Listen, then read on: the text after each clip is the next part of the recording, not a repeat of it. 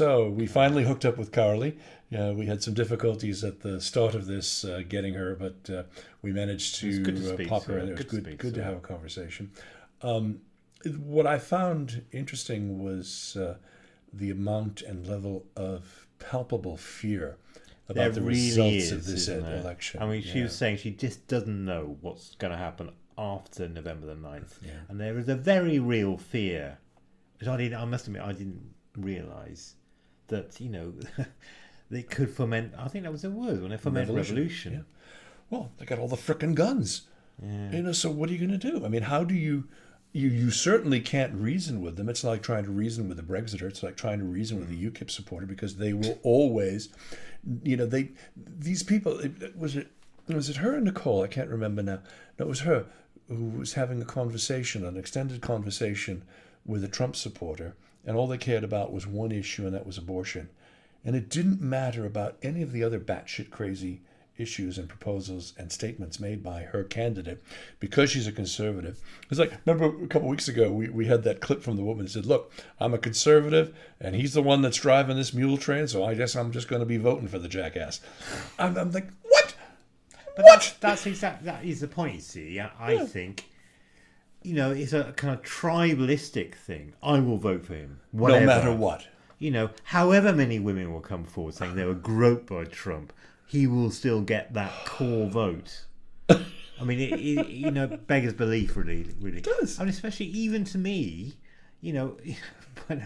Texas, even to me as sort of someone from the UK, Texas being in play, that's incredible, really. Yeah. I just saw a quote yesterday from, it was this morning, from Joe Scarborough, who does the Morning Joe, the only conservative program on MSNBC, the mostly liberal network. And, Morning Joe said, look, he said that he fears now that the way this election has gone and the damage that has been done to the Republican Party, that what was said to him by George W. Bush, that I will most likely be the last Republican ever to hold the office in the White House. Could well be the case. Well, I can't see this party doing anything but splitting apart at this point, because you've got the far, far right Freedom Caucus.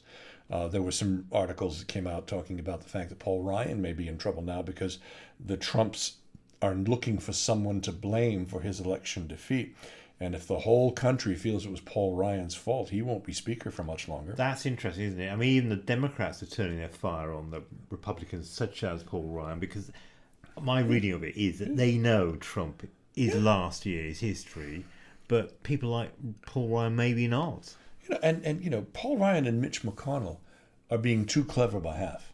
They're sitting there thinking that, well, this doesn't affect us. This is not us. This is not our party. This is not who we are. Yes. But, I call it the Pottery Barn syndrome, which is that's the phrase that Colin Powell used to describe back in 2003 the invasion of Iraq. And he was Secretary of State back then. And he said basically, the Pottery Barn principle works this way. If you're going to go into a country and you break it, then you own it. Whereas if you go into a Pottery Barn store and you break something, you've essentially bought it. You have to pay for it. To smash on the floor in a million pieces. Well, the same thing applies to a country.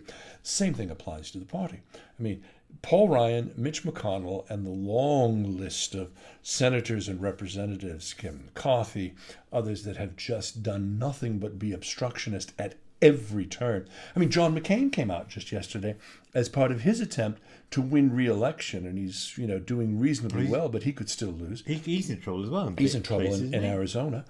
He came out and said, no matter what happens in this election, the Republicans in the Senate will not vote to confirm any Supreme Court justice nominated by Hillary Clinton.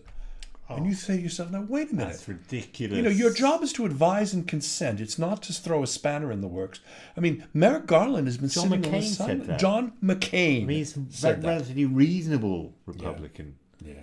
Well, that's an example of him scrabbling for his seat, isn't it? It is, and he'll say, and because we said in the podcast back on Friday that anybody that tries to distance themselves from Trump has the Trumpies turning on him. Anybody that says, I support him, has the Democrats saying, well, look, this guy is supporting Donald Trump. So it's a lose-lose situation. Yes. You abandon the guy, you get screwed. You stay with the guy, you get screwed. So it doesn't matter.